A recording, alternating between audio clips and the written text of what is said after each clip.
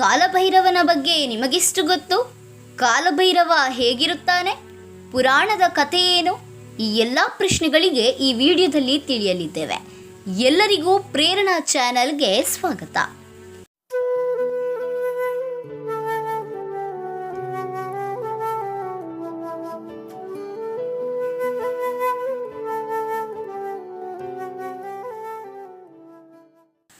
ಕಾಲವನ್ನು ನಿಯಂತ್ರಿಸುವವ ಕಾಲಭೈರವ.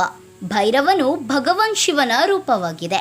ಈ ಭೈರವನು ದುಷ್ಟರನ್ನು ನಿರ್ಮೂಲನೆ ಮಾಡಿ ನಕಾರಾತ್ಮಕ ಶಕ್ತಿಯನ್ನು ನಾಶ ಮಾಡಿ ಸಕಾರಾತ್ಮಕ ಶಕ್ತಿಯನ್ನು ಹೆಚ್ಚಿಸುತ್ತದೆ. ಒಟ್ಟಾರೆ 64 ಭೈರವರಿದ್ದಾರೆ. ಪ್ರತಿಯೊಂದು ಭೈರವರು ವಿಭಿನ್ನ ದಿಕ್ಕನ್ನು ನಿಯಂತ್ರಿಸುತ್ತಾರೆ ಎನ್ನುವ ನಂಬಿಕೆ ಇದೆ. 64 ಭೈರವರಲ್ಲಿ ಕಾಲಭೈರವನು ಪ್ರಮುಖನು. ಕಾಲಭೈರವನು ಎಲ್ಲ ಭೈರವರನ್ನು ತನ್ನ ಹಿಡಿತದಲ್ಲಿ ಇಟ್ಟುಕೊಂಡಿರುತ್ತಾನೆ.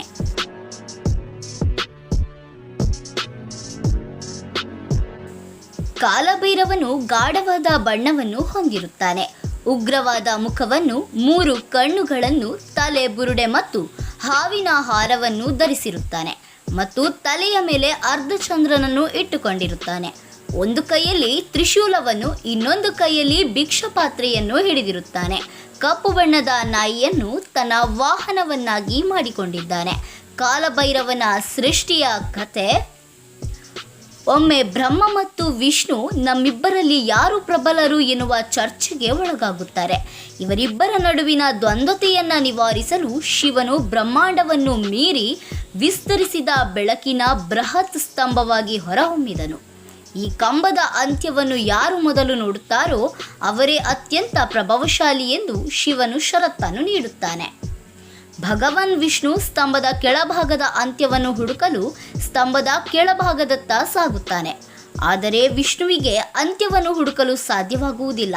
ಇನ್ನೊಂದೆಡೆ ಬ್ರಹ್ಮನು ಹೊಳೆಯುವ ಸ್ತಂಭದ ಮೇಲ್ಭಾಗದ ಅಂತ್ಯವನ್ನು ನೋಡಲು ಹೊರಡುತ್ತಾನೆ. ಬ್ರಹ್ಮದೇವನಿಗೂ ಕೂಡ ಸ್ತಂಭದ ಅಂತ್ಯವು ಸಿಗುವುದಿಲ್ಲ. ಬ್ರಹ್ಮನು ಒಂದು ಹೂವನ್ನು ಹಿಡಿದುಕೊಂಡು ಬಂದು, ನಾನು ಸ್ತಂಭದ ಅಂತ್ಯವನ್ನು ನೋಡಿದ್ದೇನೆ, ನಾನೇ ಶ್ರೇಷ್ಠನೆಂದು ಹೇಳಿಕೊಂಡ. ಬ್ರಹ್ಮನ ಸುಳ್ಳು ನುಡಿಗಳನ್ನು ಕೇಳಿದ ಶಿವನು ಕೋಪಗೊಂಡು ತನ್ನ 3ನೇ ಕಣ್ಣಿನಿಂದ ಭೈರವನನ್ನು ಸೃಷ್ಟಿಸುತ್ತಾನೆ. ಅವನು ಜನ್ಮ ತಳೆದ ಮರುಕ್ಷಣವೇ ಶಿವನನ್ನು ಕುರಿತು ಕೇಳಿದ, ಹೇ ಪರಶಿವನೇ, ನನಗೆ ಆಜ್ಞೆ ಕೊಡು, ನಾನು ನಿನಗಾಗಿ ಏನು ಮಾಡಬೇಕು ಹೇಳು. ತಡ ಮಾಡದೆ ಶಿವನು ನಿನ್ನ ಮೊನಚಾದ ಕತ್ತಿಯಿಂದ ಅಹಂಕಾರ, ಸುಳ್ಳು, ವಂಚನೆ ತುಂಬಿಕೊಂಡಿರುವ ಬ್ರಹ್ಮನ 5ನೇ ತಲೆಯನ್ನು ಕಡಿದು ನನ್ನ ಪಾದಕ್ಕೆ ಒಪ್ಪಿಸು ಎಂದು ಹೇಳಿದ. ಕೂಡಲೇ ಭೈರವನು ತನ್ನ ಕತ್ತಿಯಿಂದ ಬ್ರಹ್ಮನ 5ನೇ ತಲೆಯನ್ನು ಕತ್ತರಿಸಿದ. ಈ ಉಗ್ರ ರೂಪದಲ್ಲಿದ್ದ ಭೈರವನು ಬ್ರಹ್ಮನ 5ನೇ ತಲೆಯನ್ನು ಕತ್ತರಿಸುತ್ತಾನೆ. ನಂತರ ಬ್ರಹ್ಮನು ತಾನು ಹೇಳಿದ ಸುಳ್ಳಿಗೆ ಪ್ರಾಯಶ್ಚಿತವನ್ನು ಕೋರಿದನು. ಈ ರೀತಿಯಾಗಿ ಕಾಲಭೈರವನನ್ನು ಸೃಷ್ಟಿಯಾಗುತ್ತಾನೆ.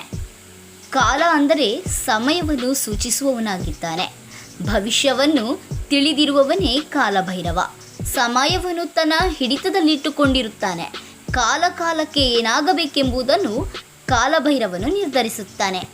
ಈ ಮಾಹಿತಿ ನಿಮಗೆ ಇಷ್ಟವಾಗಿದ್ದರೆ ಲೈಕ್ ಮಾಡಿ, ಶೇರ್ ಮಾಡಿ, ಪ್ರೇರಣಾ ಚಾನಲ್ನ ಸಬ್ಸ್ಕ್ರೈಬ್ ಮಾಡಿ. ಧನ್ಯವಾದಗಳು.